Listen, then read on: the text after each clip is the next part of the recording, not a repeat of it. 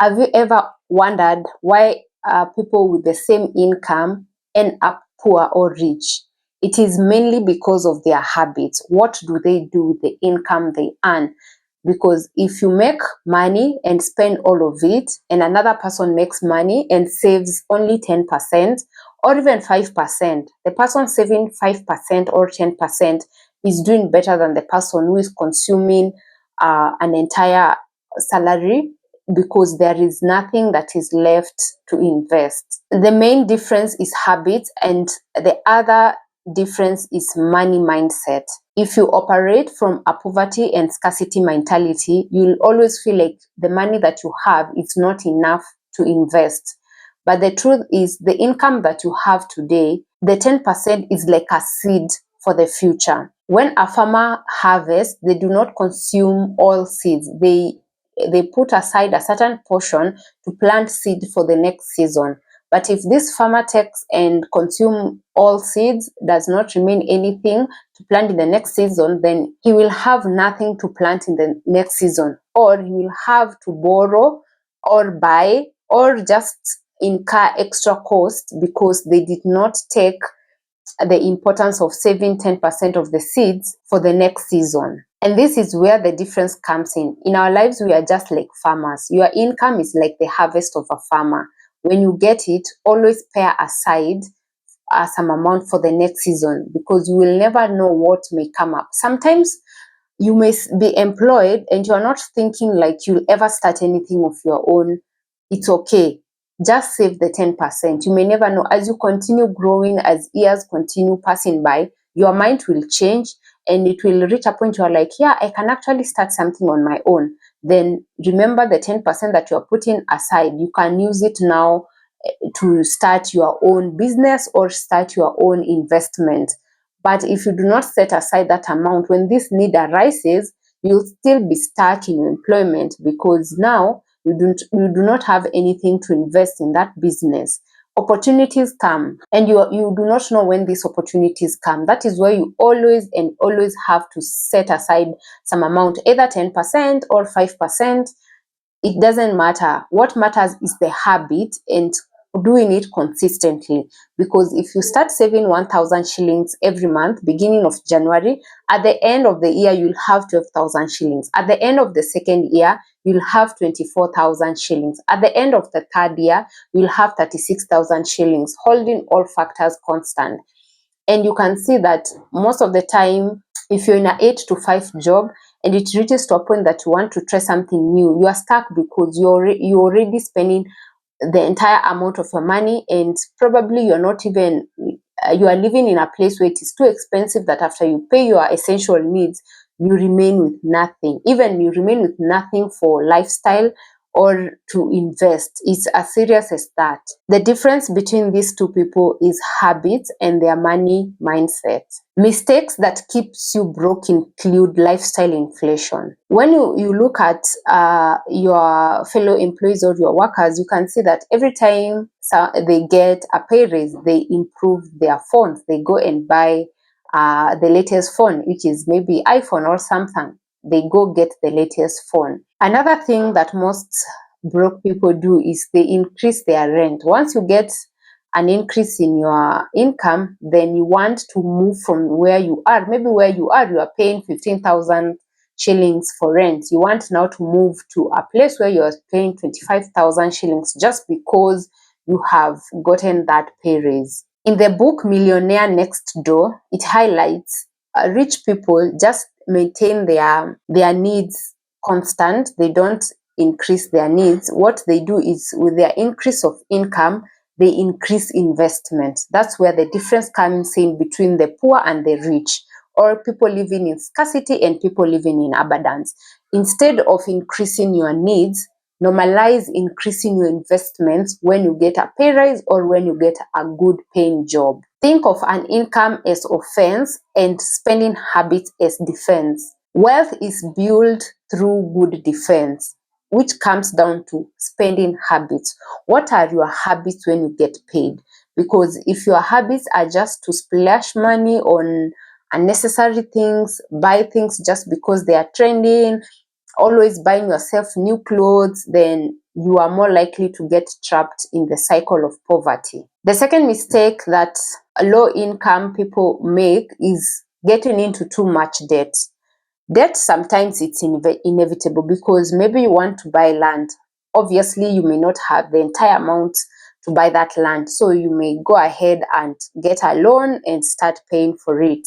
But if you keep on taking loans and debts that are uncontrolled, you have not thought about them, you have not analyzed your finances and understand how much money will be taken from your paycheck if you subscribe to this loan, then you end up being stuck, because loans are appetizing when you look at them. When they are being advertised, it could be a mortgage, it could be a car loan asset, land loan asset. It looks so good. It just looks like you just walk into that institution and papa, you get finance and you get that asset that you wanted.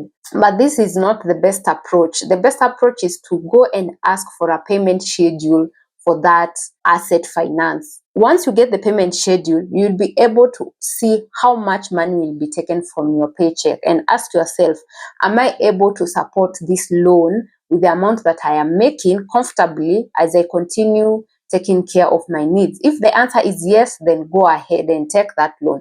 But if the answer is no, then work on increasing your income so that you can be able to take care of those expenses. A lot of debt that most of low incomers get lost into is the mobile loans. Mobile loans are easy, no collateral, nothing, just your details, and activate the account, request the amount, boom, direct to your phone. And it's very exciting. You're just like, yeah, I've taken 20,000 shillings, I will pay it back. But what you do not know is these mobile loans have high interest rates. So this 20,000 that you took, you may end up paying 25,000 or 28,000 at the end of the day. Another trap is lipa mdogo mdogo. Nowadays, it's all over. You can, and it's mostly for electronics, especially phones. You take a lipa mdogo mdogo plan for your phone. You are paying, maybe you are told you are supposed to pay around 300 shillings every week for the next 52 weeks. Remember, there is an initial cost. If you take that amount and calculate the number of weeks plus your initial deposit, you'll find that you have paid 3 times the value of that phone if you had just walked into a shop and bought that phone cash. As much as the payment looks flexible and it looks like a very small amount, in the long term, also the business is there to make money. They have already calculated and seen by the time you finish paying this in 52 weeks, they will have made profit 200 times the value of that phone. So it's up to you to think fast before you act. Don't just be enticed by these loans and you just say, yeah, lipa mdogo mdogo and pay pole pole, or now pay later. Those kind of things, they are traps for you. Remember, those people are in business and they want to make money. If you want to avoid this small debt of anything, maybe you can opt to pay for something while it is at the shop and take it when you finish, because when you pay for something while it is at the shop, you are not charged any interest. If the phone is 40,000 shillings, you can pay small amount in a significant, maybe you can give yourself 8 months, pay small, and then once you finish, you can take your phone. Now this phone has no interest, you have not paid any interest, and it is not tied to the amount. If this month you are not able to pay, you'll just not remit that money to that shop, because you do not have it and it will not affect you in any way. Also, if your target was 40,000 and you get to 30,000 and you are like, I can just get another phone that is within this budget, then you can just walk into that shop and then get another phone that is now within the budget of 30,000. But when you take a loan, a credit, you take a phone and you want to pay small and you realize you're paying a lot of money, you cannot go back. You have to finish paying that amount according to how you had agreed with your lender. Another mistake people make is not tracking their money. If you do not track your money, then you do not know where your money goes. That is one. The second thing, you are not directing your money where it should go. And that means if you are not tracking your money, there are high chances that you are not even saving that money, because once that amount hits your account, you pay rent, you pay utilities, the rest of the money, you just squander it.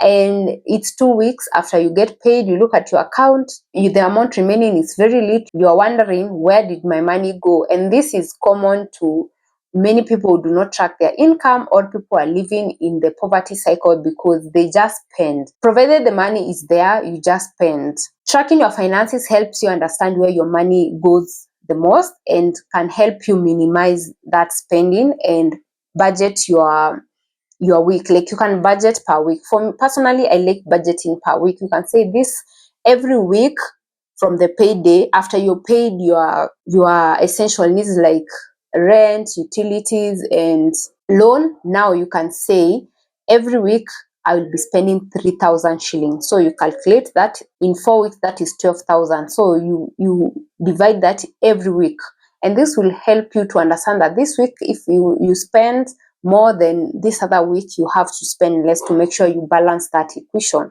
Or you can just live according to how you have highlighted that it is 3,000 per week and nothing else. Habits that can make a person who is earning the same income live a wealthy life is investing early. If you are watching me and you are in your 20s, or you have just gotten your first income, start investing now. Don't say my money is little, because that mentality of saying I have small money and investing is for people with a huge amount of money is a lie. That's a myth. Investing is for everyone. And starting early will make sure that you have discipline in your 20s. As you move in your 30s, you'll understand the importance of saving and improve. Because when you start early, you leverage time. The more the money stays in a high yield account, the higher interest you are able to make, because real multiplication of money begins from the third year. As you watch your money grow, then you are also growing. So if in your 20s and you are like, I can only save 500 shillings, start with that money. Open a money market account and start putting aside that 500 shillings. Or open a circle and start putting aside that 500 shillings. You will see yourself, you'll be proud of yourself when you're in your 30s and you look at your portfolio and you're like, yes, you'll be proud of yourself. If you take the same person, another person who is also in your 20s and does not save, and they get into 30s, they will be like shocked about their life because they don't have anything to show. And there is something that changes when it comes to age. In your 30s, you are more into investment, you are more into savings, you are more into trying out businesses. And if you had already started early, that means you already have money to start business and investing, because you're already aware of a lot of things. But if you had not saved in your 20s, that means you start saving in your 30s, you have less amount of money as compared to someone who started in their 20s. That's why the wealthy understand the game of time. It's about letting your money be tested by time and starting investing early. The second thing that wealthy people do is they pay themselves first. Always and always have a certain percentage, 10%, 5%, 15%, depending on where you are at financially. Have a certain percentage that you pay yourself first. This money will come in handy when you want to start investing or getting into new business or sorting out emergencies in your life. Wealthy people focus on assets and not liabilities. And one of the liabilities that keeps people in the poverty cycle is a car. When it comes to a car, it's a convenient that you can pay for. You can choose to pay for or not. But if you choose to pay for this convenient, it's important for you to take a car that is easy to maintain and that consume low fuel. Don't take a car that consume a lot of fuel or needs high price maintenance, because that will keep you in the poverty cycle. A car is something nice. It's a liability, but it's a liability that comes with a certain level of convenience. So it's up to you to understand where you are at financially and take a car that you can maintain comfortably without straining your finances. You can also focus on having assets. That's what wealthy people do. They buy businesses, they buy land, they buy property, they invest in real estate. All these are assets. So you need now to expand your mind and get to learn which assets you can invest in. Maybe you do not have a lot of money that you can buy land or buy property. Then you can invest in real estate funds where you can put your money and get an interest or you can put your money in a money market fund account, or you can get government bonds. There are a lot of ways to invest. It's just not specific. But this area, an area like real estate, has been tested, and most of the millionaires we have today, they have invested in real estate.